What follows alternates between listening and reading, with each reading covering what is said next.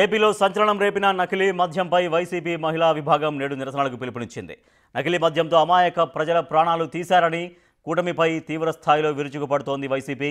నకిలీ మద్యం తయారీని ఒక పరిశ్రమలా మార్చి దాన్ని రాష్ట్రవ్యాప్తంగా సరఫరా చేస్తూ ప్రజల ప్రాణాలు హరిస్తున్నారని విమర్శలు గుప్పిస్తున్నారు వైసీపీ నాయకులు.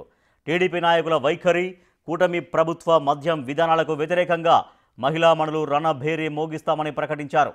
పార్టీ అధ్యక్షుడు వైఎస్ జగన్ ఆదేశాల మేరకు ఉద్యమ కార్యాచరణ చేపట్టనున్నారు. అందులో భాగంగా నేడు రాష్ట్ర వ్యాప్తంగా అన్ని నియోజకవర్గ కేంద్రాల్లో భారీ ఎత్తున నిరసన ర్యాలీలు నిర్వహించనున్నారు.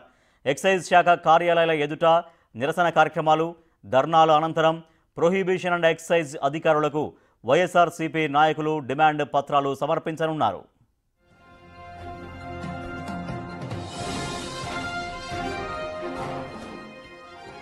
నకిలీ మద్యం గుట్టు పూర్తిగా తేల్చేందుకు వెంటనే రాష్ట్ర వ్యాప్తంగా వైన్ షాపులు, పర్మిట్ రూములు, బార్లు, బెల్టు షాపుల్లో ఎక్సైజ్ శాఖ విస్తృతంగా తనిఖీలు చేయాలని డిమాండ్ చేస్తోంది వైసీపీ. దీని వెనుక ఎంత పెద్దవారున్నా అరెస్టు చేయాలని, నకిలీ మద్యంపై తక్షణమే సిబిఐ దర్యాప్తు జరిగేలా చూడాలని కోరుతున్నారు. నకిలీ, కల్తీ మద్యం వల్ల చనిపోయిన వారిని గుర్తించి వారి కుటుంబాలను ఆదుకునేలా చర్యలు చేపట్టాలని వైఎస్ఆర్సీపీ పార్టీ నేతలు డిమాండ్ చేస్తున్నారు.